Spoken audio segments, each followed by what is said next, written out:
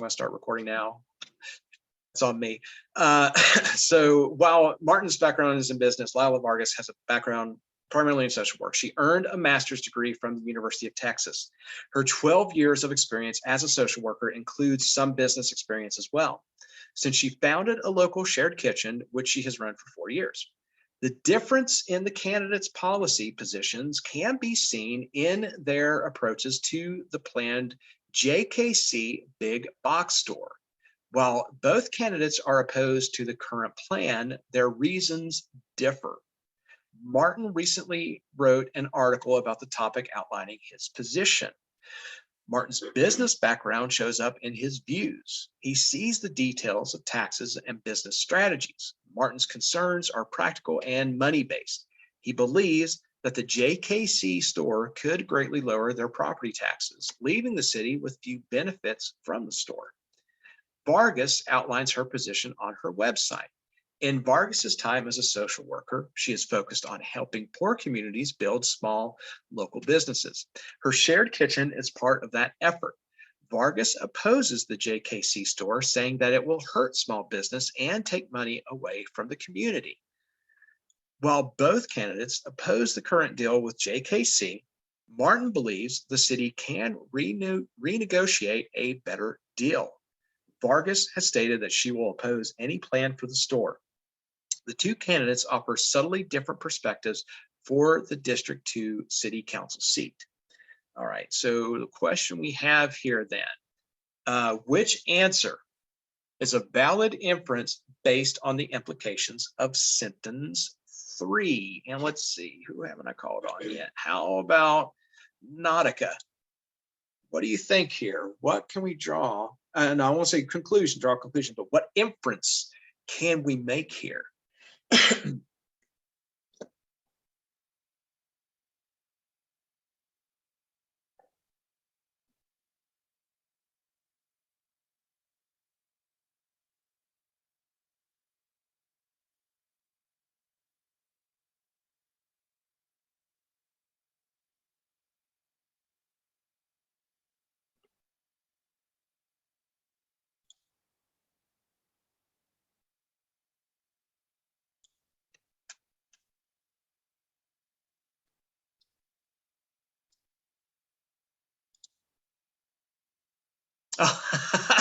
Okay, no worries. We'll come back to you later then. Yeah, that's always an issue here. Sometimes you got to deal with the kiddos. How about Jessica? You want to give this one a try? Yeah, can you go back to the past so I can go to see that? Is there anything in particular you want to take a look at? Well, it just said it says 3, so there it is, Juan Martin. Let me see the business man. Who owns that shit?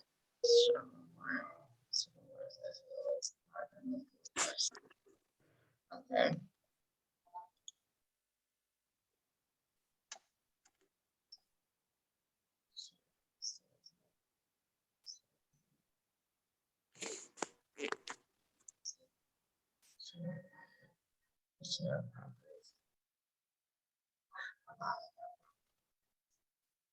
Where it was.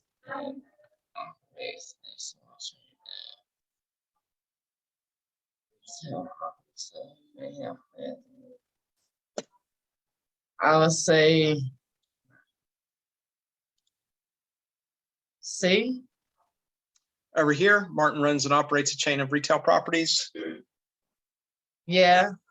So it's actually B over here, since Martin owns a chain of retail properties. This one, it's tough, you know, because you have to really think about some of the other information. So, you know, while they're saying what can you imply about the one, you do have to kind of take in the other knowledge there. And what comes up later is the fact that they're talking about taxes, right? So in this case, since Martin owns a chain of retail properties, he probably knows a lot about property taxes. Great job. This is a good inference.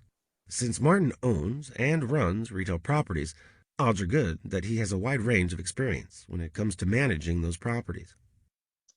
All right, and let's keep going here.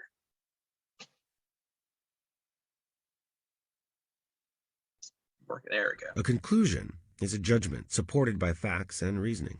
Unlike inferences, which are based on implications, a conclusion is usually based on a larger chunk of information, like an essay, movie, or book. Sometimes conclusions are included as part of a work. Think of a persuasive essay, for example. Other times, a conclusion might be its own work, like a book review. Each conclusion has a topic of discussion and a question that it's trying to answer. If you're writing about history, you'll also want to put things in historical context. Let me show you a few examples of conclusions. If you'd like a moment to read them, feel free to press pause. Yeah, we might need to do that. I asked a few of my other students to write a conclusion that addresses the question, what was the significance of the Emancipation Proclamation? They agreed to let me share their responses. This is Maria's response. You'll know. All right, so I'll read through it real quick and we'll talk about it. So the abolitionist movement began long before the Emancipation Proclamation was signed in 1863. Harriet Tubman was running the Underground Railroad as early as the 1850s. The signing of the Emancipation Proclamation changed the perception of the war. Standing with the Confederacy meant standing for slavery. Since slavery was unpopular, this gave the advantage to the North. Notice that she supports her conclusion with reasoning and supports her opinion with historical context. Here's another one. This one was written by Curtis. All right. The Emancipation Proclamation strongly impacted the slave labor economy of the South. It also allowed freed slaves to serve in the Army of the North, greatly increasing their numbers. After the Emancipation Proclamation, the war was about slavery. This gave the North the moral high ground and paved the way for the 13th Amendment. I'll just point out it was always about slavery, not just after the Emancipation Proclamation. But same question, same topic. You'll notice that while Curtis still addresses the topic in historical context, he pulls in different historical facts to support his conclusion. Maria's conclusion focuses on the social significance of the proclamation. Curtis's conclusions, however, also talks about the economic and military impact of the order. Both are good responses. Last one. This one is Dwayne's conclusion. Well, it's not bad. I also want to point out the people that he's naming here, Maria, Curtis, Dwayne, those are the other narrators that we come across in the other classes. And Dwayne is the Lebowski guy from yesterday that I can't stand. So oddly enough, he has the bad conclusion here. But the Emancipation Proclamation was an executive order by President Lincoln signed on January 1st, 1863. The order freed the slaves in the Confederate States and allowed them to safely flee to the North. The order was also allowed former Southern slaves to take jobs for reasonable pay and to join the Union Army in the fight against the Confederacy. Written, but it doesn't really address the question. It's more like Dwayne is summarizing the text of the Emancipation Proclamation. He doesn't really make a judgment about why the executive order was significant, and he doesn't put anything into historical context. This is something to watch out for when you're making your own conclusions. So, that's the basics of forming a conclusion in social studies. Let's see if you've got the hang of it. What else I want to point out here, because they're talking about, with the other two conclusions, is drawing on your critical thinking, right? And with this one, we're just sort of summarizing what was already said there. And a good conclusion, which, tying this into our language arts and our written response, adds your own critical thinking to it, which is what those first two did, connecting it to other ideas about the war and slavery. So let's take a look here. Which conclusion does the best job of answering the question, which candidate is better qualified for the position? All right, so new passage, we're dealing with the two candidates for the District 2 office again. So it'll have a little short, brief introduction for both of them, and then there's 4 sort of conclusions at the end made here. So we're going to pick which one is the best here momentarily. All right, and so again, 2 candidates for City Council. Let's see, is this the same information? Let's go ahead and go through this here. All right, so the upcoming City Council election will fill the empty position for District 2. The competing candidates are both new candidates who have never run for office, but both are well qualified. Juan Martin is a businessman who owns a chain of small supermarkets, as well as a thriving local art store. Martin earned an MBA from the University of Oklahoma. He has 20 years of experience as a local business owner and is active in the Chamber of Commerce. While Martin's background is in business, Lila Vargas has a background primarily in social work. She earned a master's degree from the University of Texas. Her 12 years of experience as a social worker includes some business experience. As well, she founded a local shared kitchen, which she has run for 4 years. And a little too far. The differences in the candidates' policy positions can be seen in their approaches to the planned JKC big box store. While both candidates are opposed to the current plan, their reasons differ. Martin recently wrote an article about the topic outlining his position. Martin's business background shows up in his views. He sees the details of taxes and business strategies. Martin's concerns are practical and money-based. He believes that the JKC store could greatly lower their property taxes, leaving the city with few benefits from the store. Vargas outlines her position on her website. In Vargas's time as a social worker, she is focused on helping poor communities build small local businesses. Her shared kitchen is part of that effort. Vargas opposes the JKC store, saying that it will hurt small business and take money away from the community. While both candidates oppose the current deal with JKC, Martin believes the city can renegotiate a better deal. Vargas has stated that she will oppose any plan for the store. The two candidates offer subtly different perspectives for the District 2 City Council seat. And here are the conclusions that we want to look at and determine which one is the best. So, conclusion A, Juan Martin is a business owner. He understands the perspective of business. Lila Vargas, on the other hand, works as a social worker. She understands the needs of everyday working families. Both candidates are highly qualified for the position. Ultimately, either candidate would be able to fulfill their duties as a council person. Conclusion B. Since Lila Vargas does not have a background in business, she is less qualified to weigh in on city council decisions about whether or not businesses should move into the area. As a business owner, Martin understands the city's impact on business as well as business's impact on the city. Martin is uniquely qualified to make certain that the city is always turning a profit. He is the better choice for the job. And conclusion C, although both candidates are well qualified for the position, Lila Vargas's background as a social worker is more relevant to the role of a public servant. While she may lack Martin's extensive background in business, commerce is just one dimension of the city council's many duties. Even so, Vargas's work with the shared kitchen shows that she knows how to make a company work for the public good. Martin's profit-minded background, meanwhile, may not translate well to the role of public servant. And here's our last one. So neither candidate is very qualified for the job. Lila Vargas is woefully lacking in business experience, and Martin has never really worked with people. Vargas might promote legislation that drives business out of the city. Vargas might promote legislation that drives business out of the city. Martin, on the other hand, could make life harder for the working poor.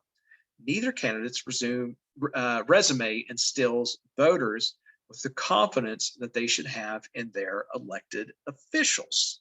So, taking those four conclusions in mind, which seems to offer the best conclusion there? Delasha, let's try you again here. What do you think? We could review those again if you need to. I think I'm gonna go with C. Conclusion C. Yeah, that is correct. Great job. This conclusion addresses the question and supports its positions with reasoning.